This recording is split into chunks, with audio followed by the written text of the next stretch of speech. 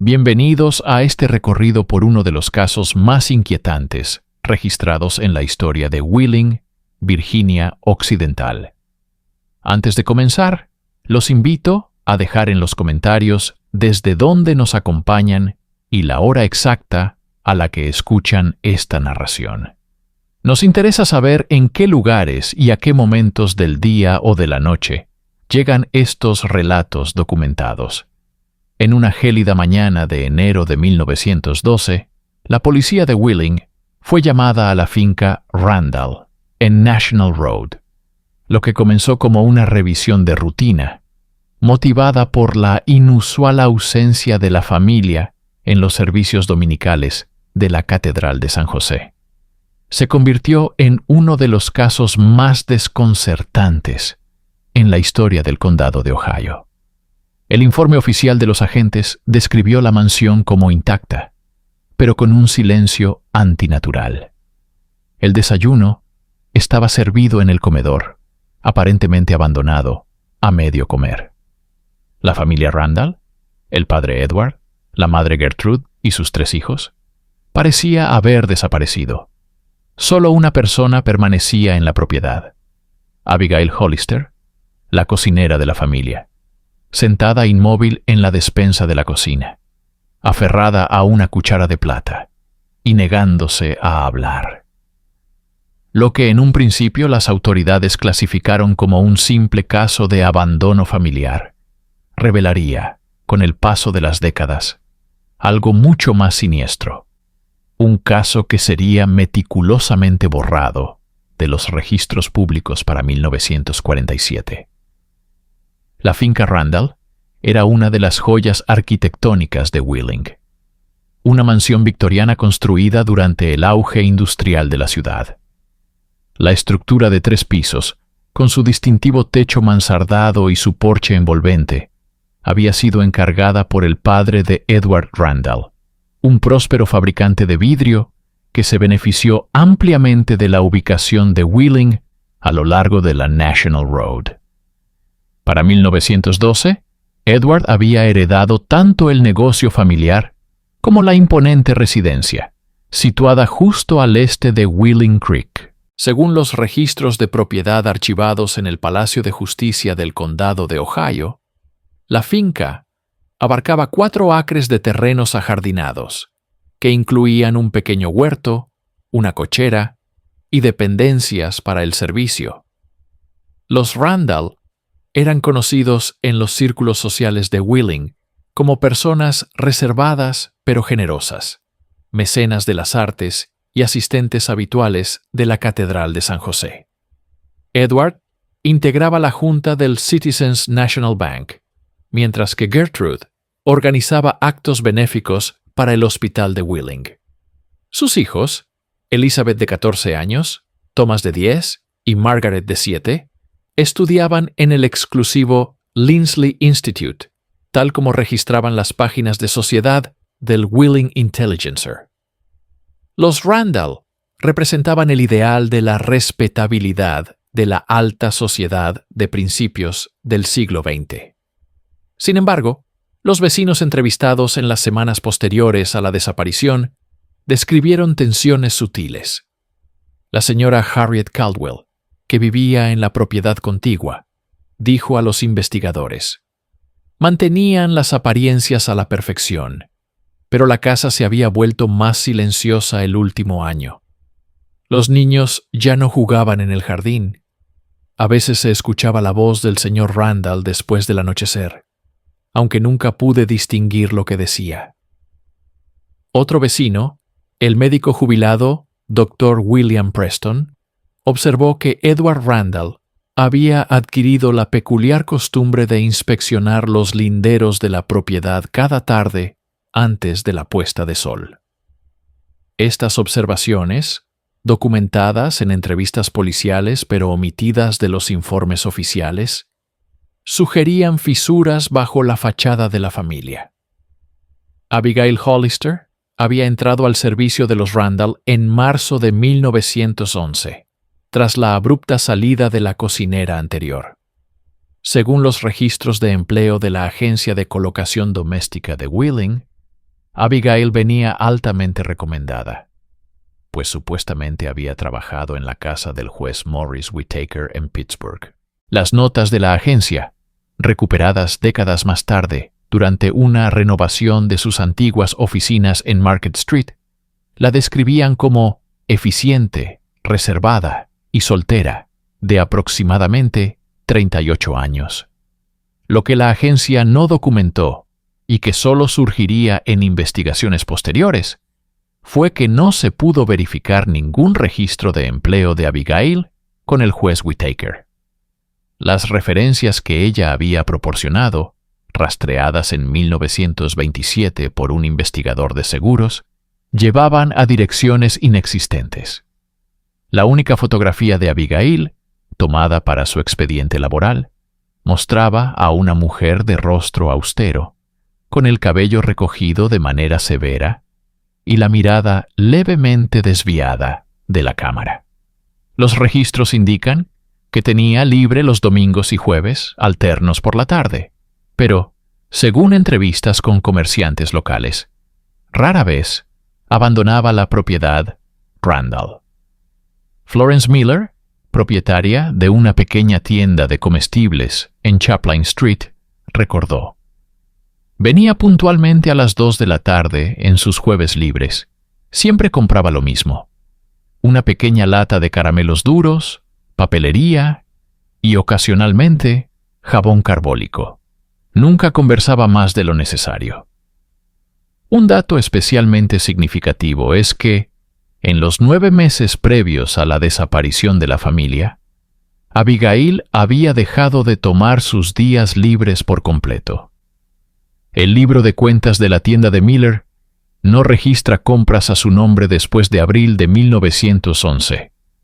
En la mañana del 14 de enero de 1912, el padre Thomas Kearney notó la ausencia de los Randall en la misa.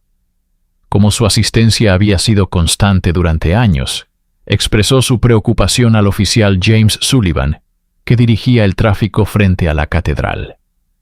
Según su posterior informe, Sullivan se dirigió a la finca Randall alrededor de las 11:40 a.m. Al no obtener respuesta a sus llamados y observar varios días de periódicos acumulados en el porche, Sullivan rodeó la propiedad. Informó haber visto humo saliendo de la chimenea de la cocina, lo que indicaba que alguien estaba presente. Tras consultar por teléfono con su supervisor desde la casa de un vecino, Sullivan y el oficial Patrick Donovan entraron en la residencia por una puerta lateral sin llave, aproximadamente a las 12:30 p.m. Los informes de los agentes describen un hogar inquietantemente intacto. Los abrigos colgaban ordenados en el vestíbulo. En el salón, una carta a medio escribir, aparentemente de Gertrude Randall, reposaba en el escritorio. Y, lo más significativo, el desayuno seguía dispuesto en el comedor. 5 lugares, con comida parcialmente consumida en 4 platos. El quinto lugar, supuestamente la cabecera donde se sentaba Edward Randall, permanecía intacto, con la servilleta aún doblada. El oficial Donovan señaló que la tetera en la mesa estaba todavía tibia. Las pertenencias personales de los Randall, incluidas la caja de joyas de Gertrude con varias piezas valiosas, la cartera de Edward con $27 y los abrigos de invierno de los niños, estaban en su sitio. No se hallaron signos de lucha ni de entrada forzada. Los oficiales registraron minuciosamente la casa, sin encontrar nada fuera de lugar, hasta llegar a la cocina. Allí, sentada en un taburete dentro de la despensa, descubrieron a Abigail Hollister.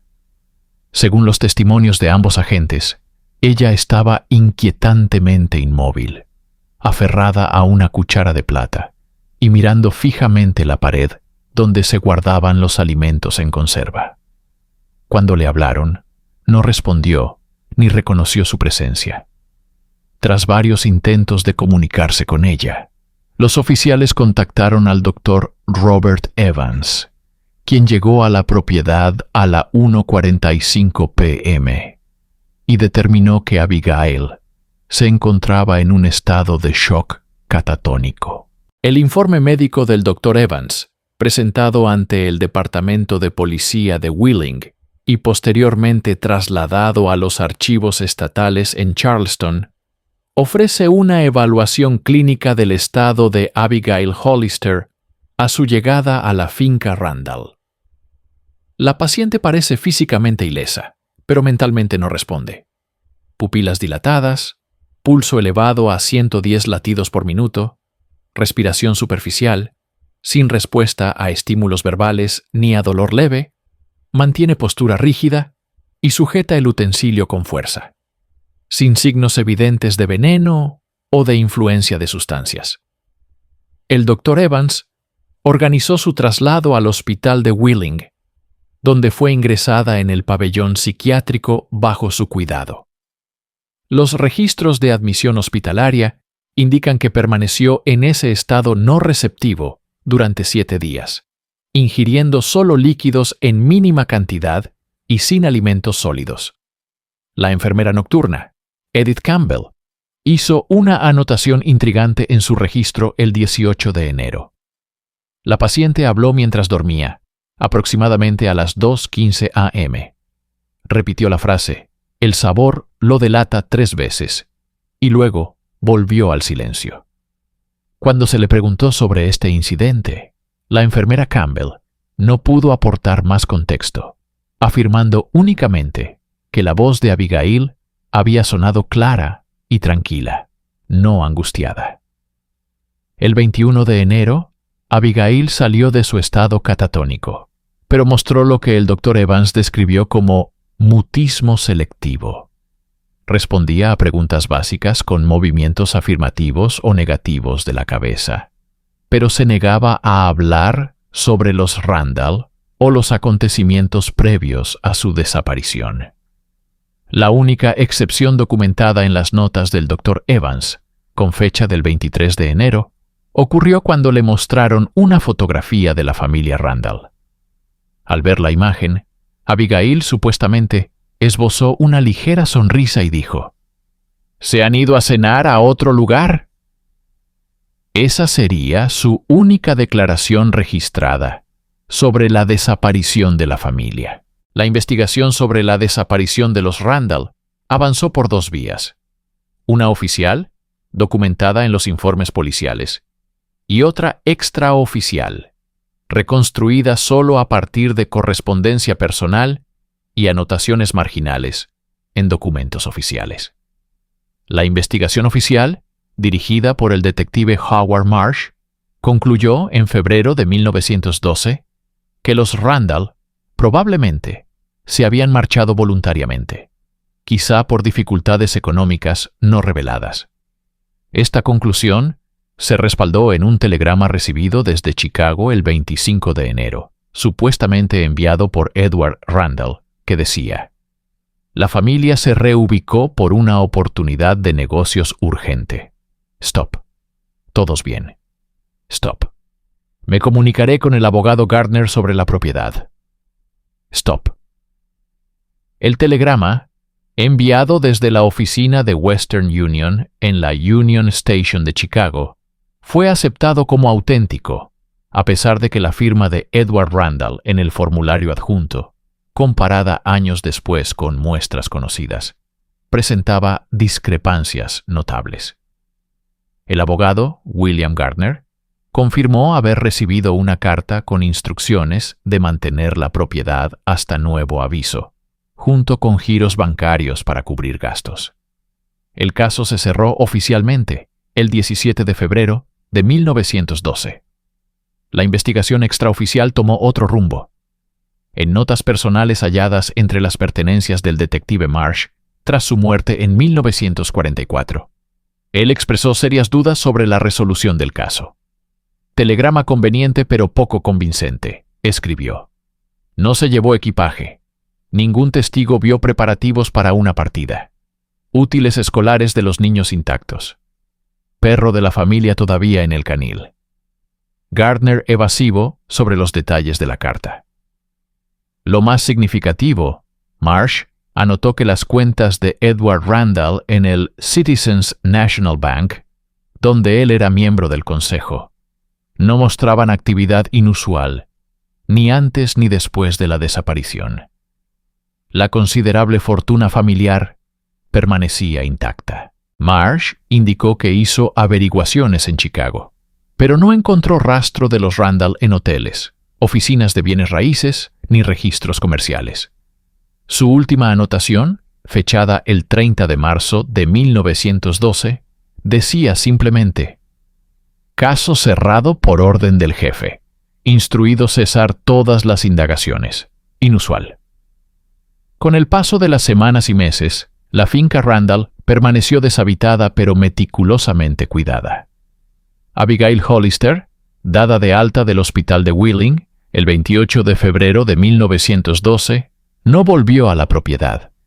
Según los directorios de la ciudad, se mudó a un pequeño apartamento en la calle 15 y consiguió trabajo como costurera en Coleman's Dry Goods. Vecinos y compañeras de trabajo la describieron como callada y solitaria. Martha Jenkins, que trabajó junto a Abigail en Coleman's, declaró a un reportero del Wheeling Intelligencer en 1913: ella nunca habla de los Randall ni de su tiempo en su casa. Una vez, cuando un cliente mencionó la desaparición de la familia, las manos de Abigail temblaron con tal fuerza que se pinchó gravemente un dedo con la aguja. Ese día se fue temprano y no regresó en una semana. La mansión Randall, por su parte, empezó a adquirir fama entre los vecinos. Aunque el jardín era atendido 2 veces al mes por un jardinero y una empresa de limpieza, acudía el primer lunes de cada mes. Se reportaron observaciones inusuales. Harriet Caldwell, cuya propiedad colindaba con la finca Randall, llevaba un diario personal en el que documentó hechos extraños. Una entrada de junio de 1912 dice: luz observada en la ventana superior de la casa Randall aproximadamente a las 11:30 p.m. Se notificó a la policía que no encontró nada alterado durante la inspección.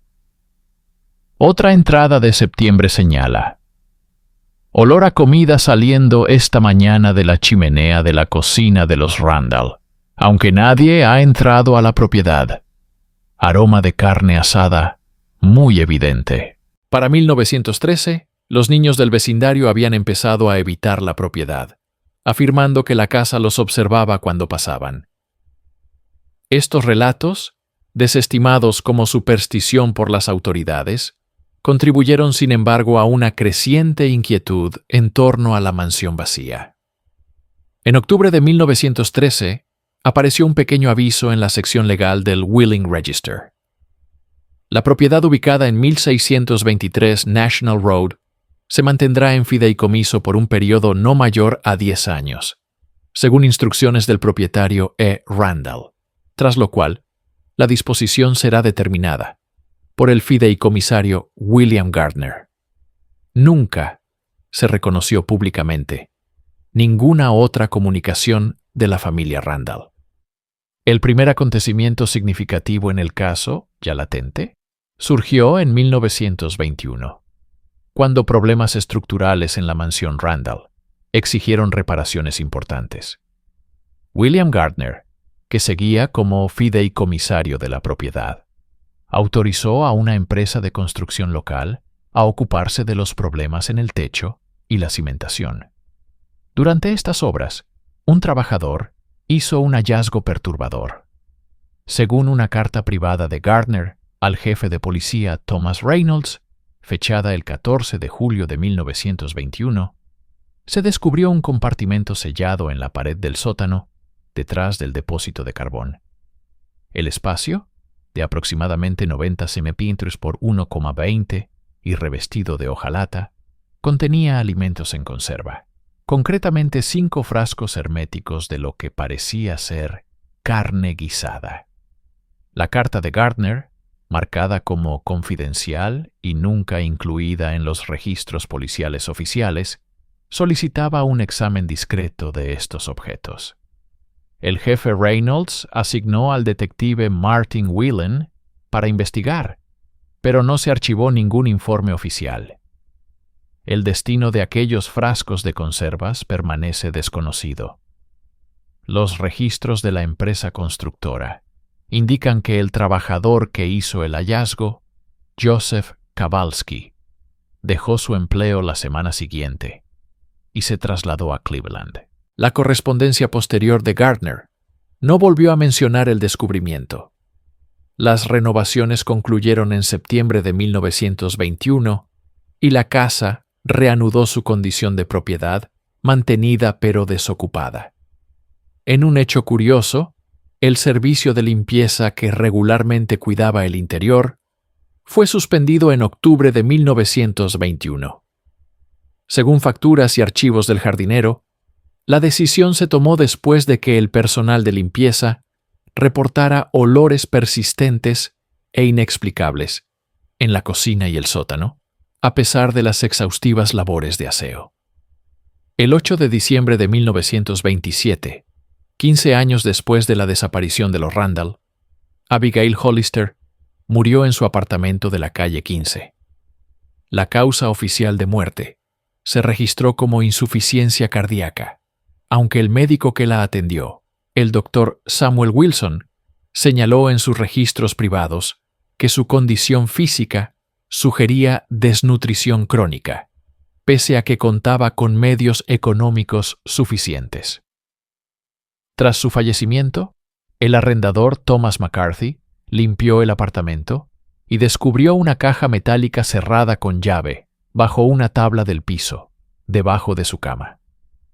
Según la declaración que McCarthy entregó a la Sociedad Histórica del Condado de Ohio en 1952, la caja contenía 3 objetos: una cuchara de plata grabada con el escudo de la familia Randall, un diario encuadernado en cuero rojo y un conjunto de recetas escritas en papel con membrete de la casa Randall. Al no encontrarles valor aparente, McCarthy entregó los objetos a la policía. El sargento detective Walter Griffin, quien los recibió, señaló en su informe que el diario contenía solo una entrada, fechada el 13 de enero de 1912, el día anterior a la desaparición de los Randall. La entrada, reproducida en el informe de Griffin, decía: «No sospechan, ni una pista. La preparación requiere paciencia, pero la mesa finalmente se volverá». Después de todos estos años, la justicia se servirá fría.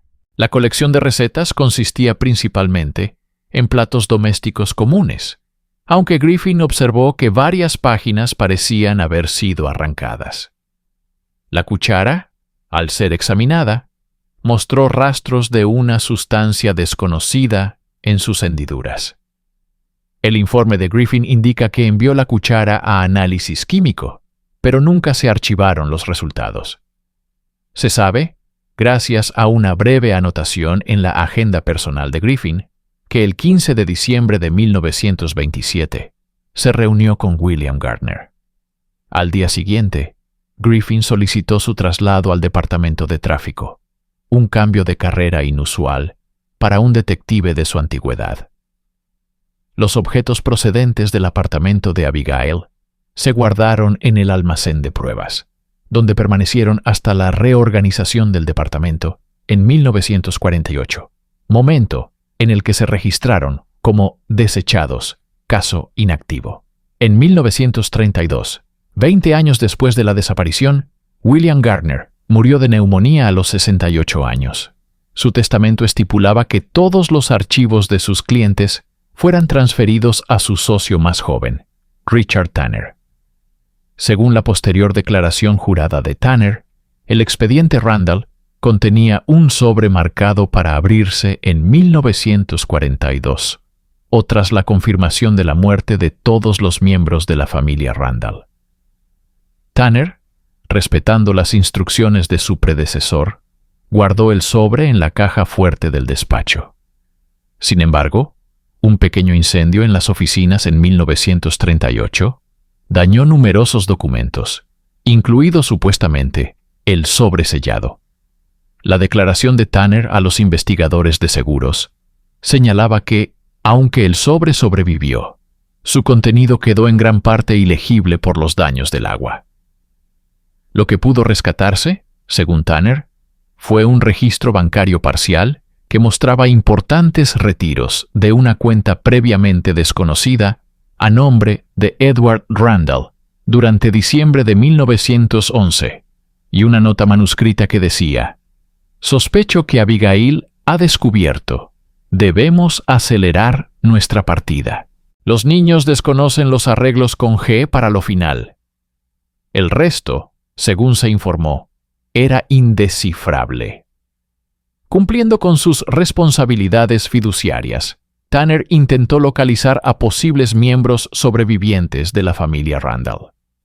Sus consultas ante las autoridades de Chicago, Nueva York y Boston no arrojaron resultados. Un aviso publicado en varios periódicos importantes solicitando información sobre la familia Randall quedó sin respuesta. En 1942, siguiendo las instrucciones de Gardner, Tanner procedió a la disolución del fideicomiso Randall.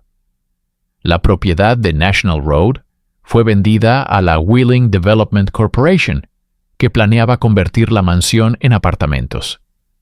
Durante la evaluación inicial del inmueble, los contratistas informaron de importantes problemas estructurales en las áreas de cocina y sótano, que mostraban signos de alteraciones deliberadas, no coherentes con los planos arquitectónicos originales.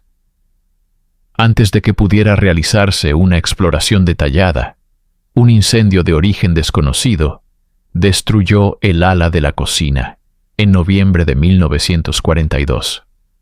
La Corporación de Desarrollo, alegando limitaciones financieras agravadas por la escasez de materiales durante la guerra, abandonó el proyecto de renovación. La propiedad quedó vacante y la estructura dañada se deterioró rápidamente. En la primavera de 1946, como parte de una iniciativa municipal para tratar propiedades en ruinas, los restos de la mansión Randall fueron demolidos.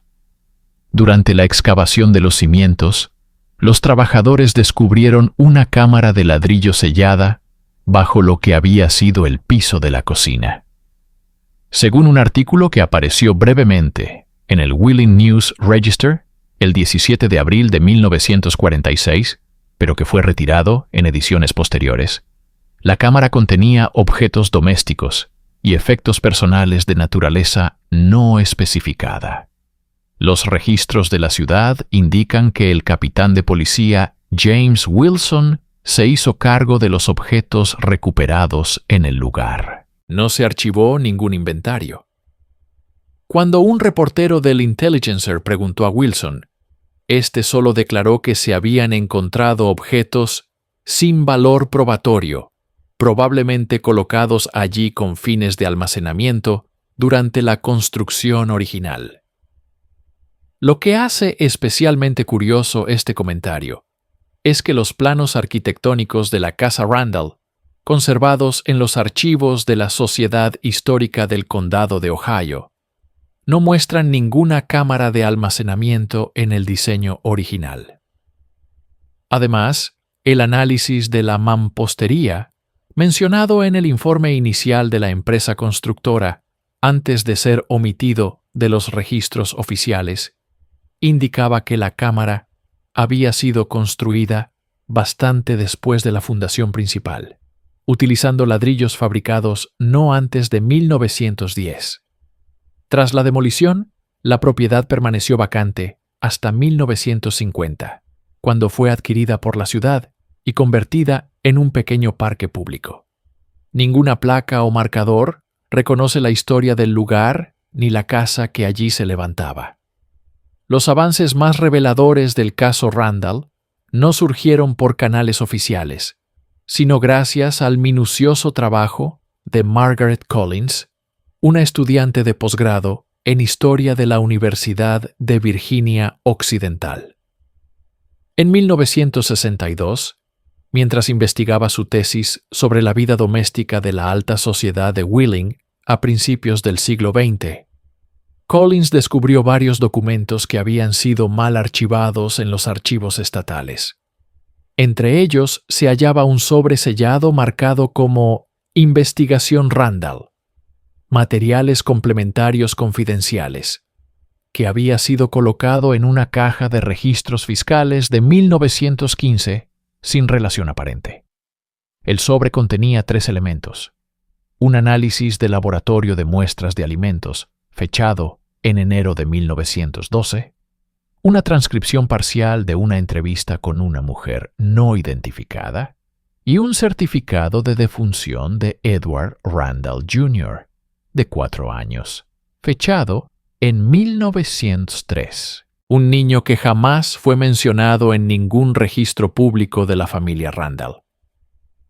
El análisis de laboratorio, realizado por el Dr. Howard Phillips del Hospital de Wheeling, examinó muestras tomadas de los platos del desayuno hallados en el comedor de los Randall el 14 de enero de 1912. El informe señala: las muestras de 4 platos contienen rastros del compuesto C21H23.5, consistente con un alcaloide derivado de atropa belladona, comúnmente conocida como belladona o hierba de los muertos. La concentración era más alta en el té y la papilla. Dosis subletal en los platos examinados, pero evidencia de exposición acumulativa.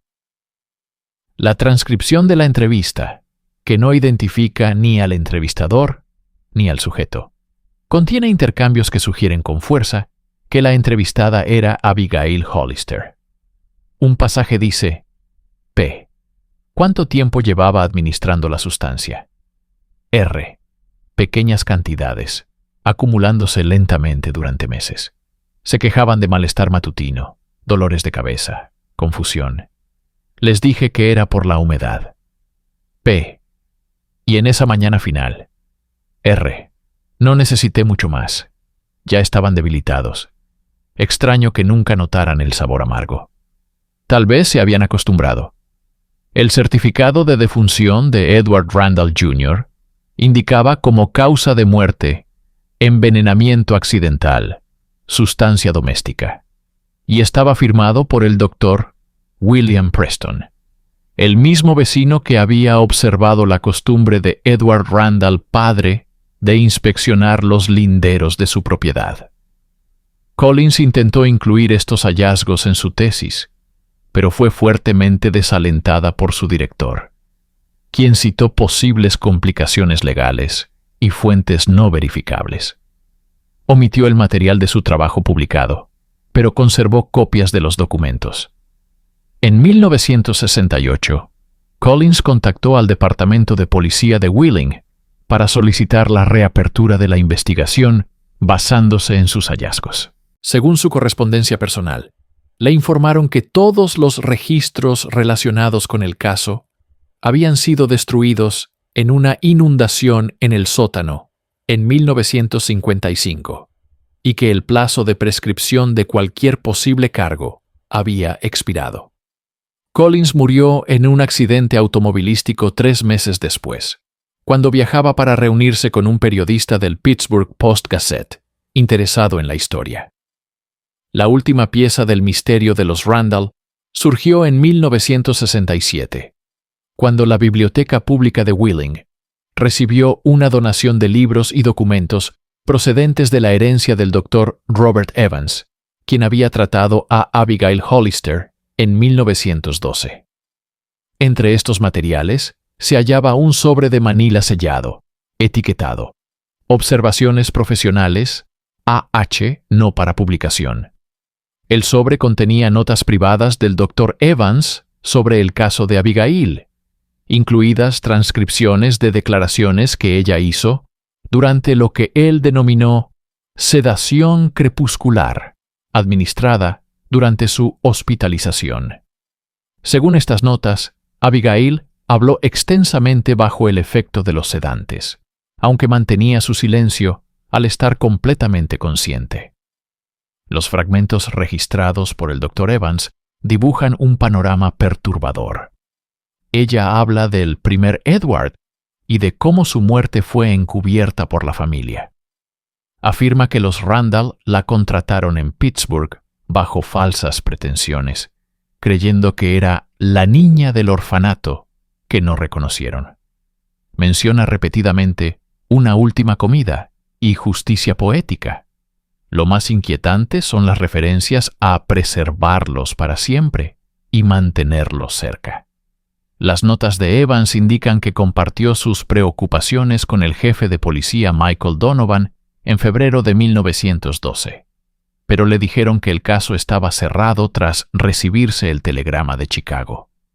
Evans escribió: «Sigo convencido de que A.H. estuvo involucrada en un acto criminal respecto a la familia Randall. Sus declaraciones, aunque inconexas, sugieren un acto de venganza calculado por algún agravio pasado relacionado con un niño, posiblemente suyo, o ella misma, en su infancia. Las referencias a preservarlos y mantenerlos cerca sugieren la posibilidad de que la familia no abandonara la propiedad con vida. Sin embargo, sin pruebas ni cooperación de las autoridades, no puedo proseguir». La archivista de la biblioteca que descubrió estos documentos, Elizabeth Harper, los presentó a la policía. Según una declaración posterior de la propia Harper a la Sociedad Histórica del Condado de Ohio, 2 hombres que se identificaron como funcionarios estatales la visitaron y confiscaron el sobre, sin dejar recibo ni documentación. Cuando semanas después preguntó por el material, le informaron que no existía ningún registro de la incautación y que la donación del Dr. Evans no contenía tal sobre. Harper anotó en su diario personal que los hombres sabían exactamente lo que buscaban. Preguntaron directamente por los materiales de Evans y fueron de inmediato al sobre, como si conocieran su existencia de antemano. Cuando ella preguntó cómo supieron de él, no respondieron. Hoy, el parque de National Road ocupa el antiguo sitio de la finca Randall. El pequeño espacio verde, con sus senderos bordeados de bancos y su fuente central, no ofrece indicio alguno de la oscura historia del lugar. Los registros oficiales de la desaparición de la familia Randall son notablemente escasos, con la mayor parte de la documentación declarada como perdida, dañada o destruida a lo largo de las décadas. Los pocos investigadores que han intentado reconstruir el caso se han topado con obstáculos sistemáticos: documentos mal archivados, registros desaparecidos y desinterés oficial. El folclore local conserva fragmentos de la historia, aunque a menudo distorsionados. Algunos residentes de Wheeling todavía afirman que en las frías mañanas de enero se percibe fugazmente un aroma a comida que emana del aire vacío, donde alguna vez estuvo la cocina de los Randall. Lo que puede establecerse con cierto grado de certeza es lo siguiente: una familia adinerada desapareció sin previo aviso en 1912. Su cocinera, que los había estado envenenando sistemáticamente con belladona durante meses, probablemente culminó su venganza en esa última mañana. Las pruebas sugieren que la familia nunca salió de Wheeling con vida y que sus restos pudieron haber sido ocultados en la propiedad, posiblemente en la cámara sellada bajo la cocina o en los alimentos conservados descubiertos durante las renovaciones. Abigail Hollister, que llevó sus secretos a la tumba en 1927, parece haber estado vinculada a los Randall por una relación previa, quizá relacionada con la muerte de un niño que antecedió a su empleo en la casa.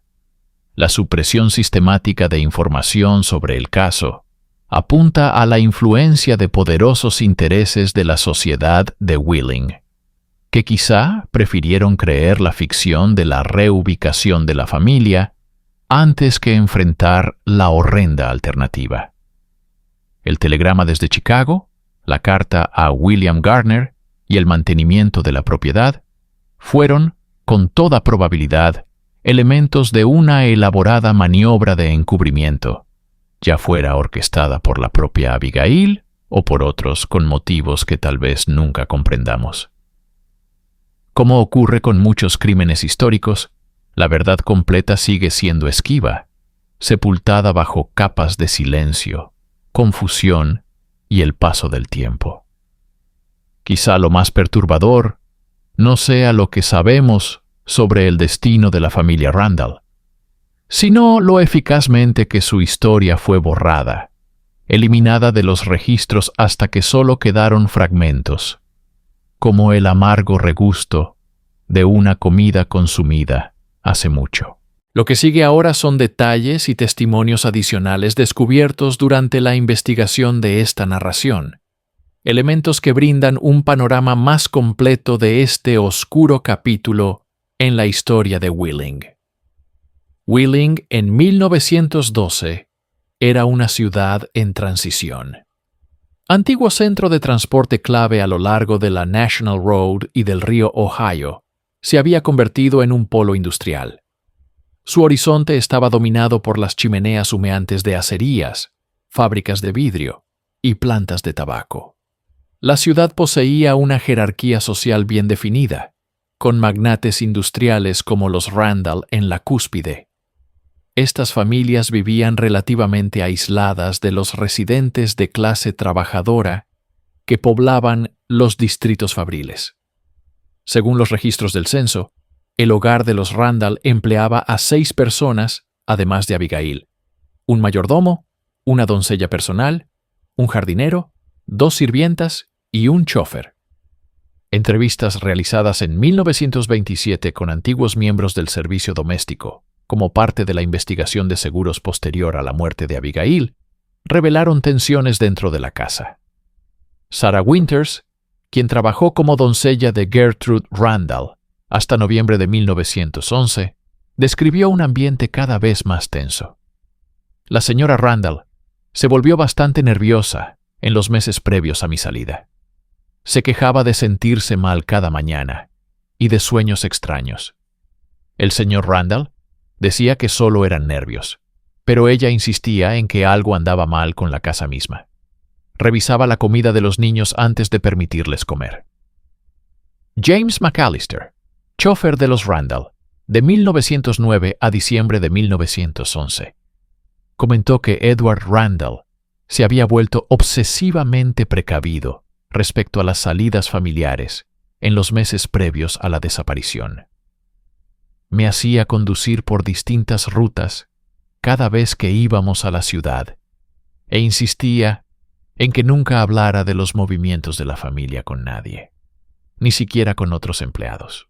Cuando presenté mi renuncia para trabajar con la familia Maxwell, el señor Randall parecía genuinamente asustado, preguntándome una y otra vez si alguien me había contactado para que me fuera. Aún más revelador, Clara Bishop, una de las sirvientas, recordó haber encontrado a Abigail en las habitaciones privadas de los Randall en varias ocasiones, supuestamente para quitar el polvo o entregar la ropa, tareas muy alejadas de sus funciones como cocinera. Cuando se lo mencioné a la señora Randall, sugiriendo que quizás Abigail estaba excediéndose, ella desestimó mis preocupaciones. Pero una vez encontré a Abigail en el escritorio del señor Randall examinando papeles. Cuando me vio, dijo que estaba buscando aprobaciones de menús. ¿No le creí? La cocinera anterior, cuya abrupta partida llevó a la contratación de Abigail, era una mujer llamada Eleanor Kirby. Según los registros de empleo, había trabajado para la familia Randall durante 7 años antes de marcharse en febrero de 1911. La razón oficial de su salida fue obligaciones familiares en Baltimore. Pero una carta descubierta en 1965 entre los papeles del Dr. William Preston sugiere otra historia. En la carta, dirigida a Preston, Eleanor escribe: «Le escribo en la más estricta confidencia, como médico de la familia, acerca de preocupaciones que han inquietado mi conciencia desde que dejé la casa Randall. En las semanas previas a mi salida, vi a la señora Randall inspeccionando mis especias e ingredientes en varias ocasiones. Cuando le pregunté, admitió temer que alguien pudiera estar adulterando la comida de la familia. No dijo a quién sospechaba, pero su actitud sugería que temía a su esposo. Más inquietante fue el comportamiento del señor Randall. Comenzó a pedirme que preparara comidas separadas solo para él, distintas de las del resto de la familia, y se quedaba observando mientras las preparaba. La atmósfera se volvió insoportable. Cada uno parecía sospechar del otro de algún terrible designio. No me fui, como ellos creen, para cuidar de mi familia en Baltimore. Huí de lo que percibí como un hogar al borde de una calamidad. He dudado en compartir estas inquietudes hasta ahora, pero los recientes rumores de enfermedad en la casa me obligan a hablar. Los papeles de Preston no contienen registro de ninguna acción tomada a raíz de esta carta, aunque su agenda personal muestra una reunión con Edward Randall el 17 de marzo de 1911, poco después de la contratación de Abigail.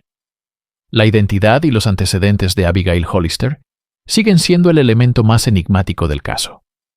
Según los registros del orfanato de Pittsburgh, una Abigail Hollister residió allí de 1875 a 1886, aproximadamente de los 4 a los 15 años de edad. Los documentos de admisión señalan que sus padres eran desconocidos, aunque una anotación indica que fue dejada en el orfanato por una mujer que decía ser su tía tras la muerte de la madre de la niña. La mujer no dio más detalles y nunca regresó a preguntar por ella. Los registros describen a la joven Abigail como inusualmente inteligente, pero reservada, con poco interés en ser adoptada. A los 15 años fue colocada como sirvienta doméstica en una familia de apellido Conrad, pero no existen más registros institucionales después de esa colocación. Una posible conexión con la familia Randall surge de los registros sociales de Pittsburgh entre 1880 y 1885, que indican que Henry Randall, padre de Edward Randall, fue miembro de la junta directiva del orfanato de Pittsburgh durante parte de la estancia de Abigail allí. Más significativo aún, los registros del Hospital St. Francis de Pittsburgh muestran que una mujer llamada Catherine Conrad, esposa del industrial George Conrad, fue internada en 1888 para ser tratada tras lo que se describió como un accidente doméstico. El médico a cargo anotó que la paciente había sufrido una grave intoxicación alimentaria de origen desconocido. Catherine Conrad murió 3 días después. Un breve obituario en el Pittsburgh Post menciona que le sobrevivieron su esposo y su pequeño hijo Edward. No se hace referencia al personal doméstico, pero los directorios de la ciudad confirman que en ese periodo, la familia Conrad empleaba a una joven llamada Abigail. La familia Conrad se trasladó poco después de la muerte de Catherine, y George Conrad volvió a casarse en el plazo de 1 año. El destino de su hijo Edward no aparece documentado en los registros de Pittsburgh después de 1890. La posibilidad de que Edward Conrad llegara a ser conocido como Edward Randall, quizá adoptado por Henry Randall tras la muerte o ruina financiera de George Conrad, sigue siendo especulativa, pero explicaría la conexión entre Abigail y el hogar Randall que aparece en las notas del Dr. Evans.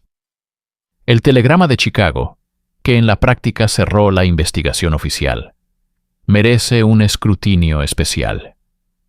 Los registros de Western Union, a los que tuvo acceso Margaret Collins en 1962, confirman que efectivamente se envió un telegrama desde la Union Station de Chicago el 25 de enero de 1912.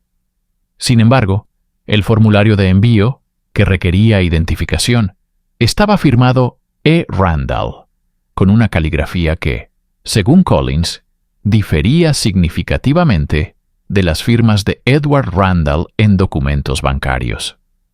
Más revelador aún, Collins descubrió en los registros hoteleros de Chicago que una mujer que coincidía con la descripción de Abigail Hollister, registrada como A. Hollister de Wheeling, se hospedó en el Palmer House Hotel del 24 al 26 de enero de 1912. Esta línea de tiempo le habría permitido enviar el telegrama durante su estadía. ¿Cómo pudo Abigail viajar a Chicago y regresar sin ser detectada sigue sin aclararse, aunque hay una laguna en los registros hospitalarios de su atención del 22 al 24 de enero, un periodo durante el cual el Dr. Evans anotó que ella descansaba cómodamente y la dejó bajo el cuidado del personal habitual de la sala. La enfermera nocturna asignada en ese lapso, Mary Dolan, fue despedida del hospital en febrero de 1912 por irregularidades en la supervisión de pacientes. No se puede establecer una conexión definitiva, pero la coincidencia es llamativa. Además, la carta recibida por William Gardner, supuestamente de Edward Randall, y que contenía instrucciones sobre la propiedad, nunca fue incorporada como prueba oficial. Cuando el detective Marsh le pidió el original en marzo de 1912, Gardner se negó, alegando que contenía información confidencial de su cliente ajena a la investigación. Los giros bancarios supuestamente incluidos con la carta fueron procesados a través del Citizens National Bank, donde Edward Randall era miembro del directorio, y donde Gardner también tenía cuentas. Las regulaciones bancarias de la época habrían permitido a Gardner, como abogado de Randall, acceder a las cuentas de su cliente con escasa supervisión. El hallazgo de frascos de conserva que contenían carne en el compartimento sellado tras la pared del sótano en 1921 representa quizás la evidencia física más perturbadora de todo el caso. Aunque la disposición oficial de estos objetos permanece sin documentar, una entrada en el diario personal del oficial Martin Wan, fechada el 18 de julio de 1921, ofrece una sugerencia estremecedora. Wan escribió: Gardner insiste en que los objetos no se registren como pruebas. El jefe está de acuerdo. El contenido de los frascos es perturbador. No es carne animal. El Dr. H. confirma las peores sospechas, pero coincide en que el asunto es mejor dejarlo cerrado. Kowalski, pagado para dejar la ciudad, no puede dormir sabiendo lo que encontró. El Dr. H., al que se hace referencia, es probablemente el Dr. Howard Phillips, quien realizó el análisis original de las muestras de comida del desayuno en 1912. La licencia médica de Phillips fue revocada en 1924 por adicción a la morfina y murió en 1926 de una aparente sobredosis. No existen declaraciones suyas sobre los frascos en los registros oficiales. Joseph Kowalski, el trabajador de la construcción que descubrió el compartimento sellado, aparece en los directorios de la ciudad de Cleveland a partir de 1922, registrado como propietario de una ferretería moderadamente exitosa. En una breve entrevista concedida en 1947 a un reportero del Cleveland Plain Dealer para un artículo sobre empresarios que se habían trasladado a Cleveland, Kowalski hizo una extraña afirmación. Cuando le preguntaron por su decisión de dejar Wheeling, respondió: algunas cosas que uno encuentra es mejor dejarlas enterradas. Llegué a Cleveland con lo suficiente para empezar de nuevo y nunca mirar atrás. El periodista, enfocado en el éxito comercial de Kowalski, no profundizó en este comentario críptico.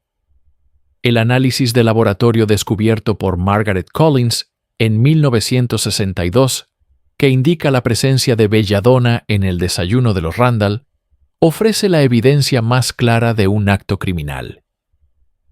La belladona, o hierba de los muertos, era relativamente accesible en 1912. se utilizaba en diversas preparaciones medicinales y cosméticas. Su sabor amargo podía ocultarse con sabores intensos. Y sus efectos: dilatación de pupilas, confusión, alucinaciones y, finalmente, insuficiencia respiratoria. Podían confundirse al principio con otras dolencias. La mención de exposición acumulada en el informe sugiere que la familia recibió pequeñas dosis a lo largo del tiempo, lo que concuerda con la declaración de Abigail sobre acumular lentamente durante meses. Esta exposición crónica habría producido síntomas cada vez más graves y, al mismo tiempo, una tolerancia parcial que permitiría dosis más altas. Los malestares matutinos, los dolores de cabeza y la confusión que reportaron los Randall coinciden con un envenenamiento crónico por belladona. La dosis final, presumiblemente administrada en el desayuno del 14 de enero de 1912, probablemente tenía la intención de ser mortal. El lugar intacto, en la mesa de Edward, sugiere que pudo haberse demorado en unirse a la comida familiar, quizás lo bastante receloso para no comer, evitando así los efectos inmediatos que incapacitaron a su esposa e hijos. Lo que sucedió después solo puede conjeturarse, pero el estado catatónico de Abigail sugiere una confrontación violenta o un evento traumático. La referencia en su diario a que la justicia se servirá fría implica premeditación y un sentido de venganza por algún agravio percibido. El certificado de defunción de Edward Randall Jr., fechado en 1903, representa un vínculo crucial para comprender el posible motivo de Abigail. Este documento, hallado entre los materiales mal archivados en los archivos estatales, señala que el niño tenía 4 años y que la causa de muerte fue envenenamiento accidental, sustancia doméstica. El médico firmante fue el Dr. William Preston, el mismo vecino que posteriormente notó la costumbre de Edward Randall, padre, de inspeccionar los límites de su propiedad. Lo que hace especialmente significativo este certificado es que no existe ningún registro público de un cuarto hijo Randall. Ningún anuncio de nacimiento, ninguna mención en las páginas sociales, ninguna inscripción en el censo de 1900. La implicación es que la existencia, y sobre todo la muerte, de Edward Jr. fueron deliberadamente ocultadas al conocimiento público. La participación de Preston en este ocultamiento y su posterior papel como vecino de los Randall plantea interrogantes sobre su relación con la familia. La edad del niño y el momento de su muerte lo ubican como nacido alrededor de 1899, poco después del matrimonio de Edward y Gertrude Randall.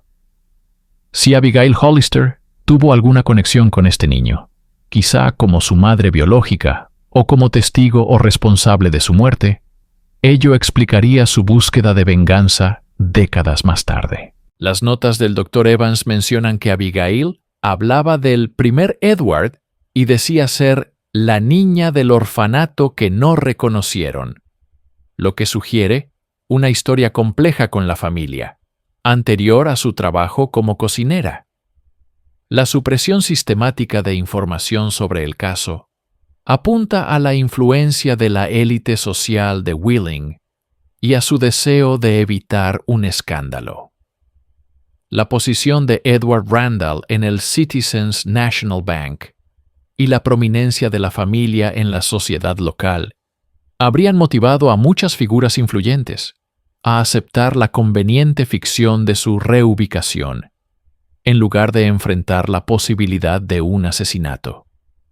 Las repetidas desapariciones de pruebas, las investigaciones interrumpidas y el traslado de testigos sugieren una coordinación más allá de lo que Abigail podría haber orquestado sola. El papel de William Gardner es especialmente sospechoso.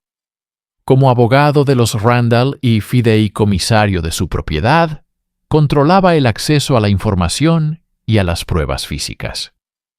Su insistencia en que los frascos de conservas no se registraran como evidencia. Su negativa a presentar la carta original supuestamente enviada por Edward. Y el conveniente incendio que dañó el sobresellado en su oficina. Todo indica que pudo haber estado protegiendo a alguien, quizá incluso a sí mismo. El hecho de que continuara manteniendo la propiedad Randall durante años, a considerable costo y sin comunicación aparente de la familia, plantea dudas sobre la fuente de esos fondos y sobre sus verdaderas instrucciones.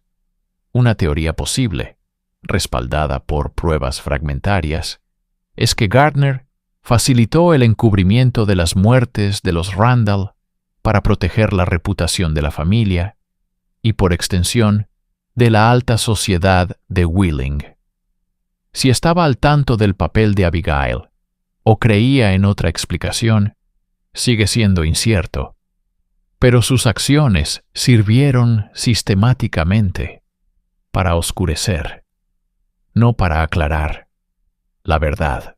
El destino de los niños Randall representa uno de los aspectos más inquietantes del caso. Elizabeth, de 14 años, Thomas, de 10, y Margaret, de 7, desaparecieron junto con sus padres, truncando de manera abrupta sus prometedoras vidas. Los registros escolares del Linsley Institute muestran que los tres eran estudiantes excepcionales.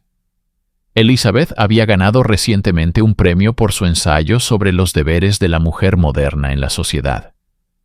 Thomas mostraba una aptitud especial para las matemáticas y las ciencias. Y Margaret, la menor, era descrita por su maestra como extraordinariamente empática, siempre la primera en consolar a un compañero angustiado. Una fotografía de clase de diciembre de 1911 muestra a los tres niños, Elizabeth alta y seria, con la frente prominente de su padre, Thomas delgado, con gafas de montura de alambre, y Margaret, con una sonrisa tímida y los oscuros rizos de su madre. Su desaparición no provocó clamor público ni esfuerzos desesperados de búsqueda, solo una silenciosa aceptación de la ficción de que se habían reubicado con sus padres. Si, como sugiere la evidencia, fueron víctimas del plan de venganza de Abigail, pagaron el precio máximo por los secretos de sus padres. Los frascos de conservas descubiertos en el sótano, 5 en total, correspondientes a los 5 miembros de la familia, insinúan un destino demasiado terrible para contemplarlo directamente. Sin embargo, el cuidado meticuloso con el que se ocultó la evidencia sugiere que, incluso al consumar su venganza, Abigail mantuvo la atención minuciosa al detalle que caracterizó su trabajo como cocinera de la familia. En su retorcida lógica, había logrado que los Randall permanecieran, en efecto, preservados y para siempre, cerca. El capítulo final del caso Randall se cerró con la muerte de Margaret Collins en 1968. Según su director de tesis, los materiales de investigación de Collins fueron recogidos por funcionarios universitarios y guardados para su revisión por la familia. Sin embargo, Collins no tenía familiares directos, y dichos materiales nunca volvieron a verse. La afirmación del Departamento de Policía de Wheeling de que los registros relevantes se perdieron en una inundación en el sótano en 1955 queda contradicha por los propios registros de mantenimiento del departamento, que no muestran evidencia de tal inundación. El sitio de la finca Randall, hoy convertido en el parque de National Road, no lleva placa alguna que reconozca su historia. Los pocos artefactos físicos que quedaban, la cuchara de plata, los frascos de conserva, el diario, han desaparecido en un olvido burocrático. Lo que persiste son fragmentos, entradas de diarios, anotaciones en los márgenes de documentos oficiales, historias orales transmitidas por generaciones de residentes de Wheeling. Estos fragmentos, al ensamblarse, apuntan a una verdad oscura que ha sido sistemáticamente borrada de los registros públicos. Una verdad sobre privilegio, poder, crímenes ocultos y venganza aplazada. La familia Randall desapareció en una fría mañana de enero de 1912, víctimas de un plan cuidadosamente orquestado durante años. Su historia fue meticulosamente borrada del libro de la historia, preservada solo en susurros y sombras. Y Abigail Hollister, la cocinera que le sirvió su última comida, se llevó sus secretos y su satisfacción a la tumba.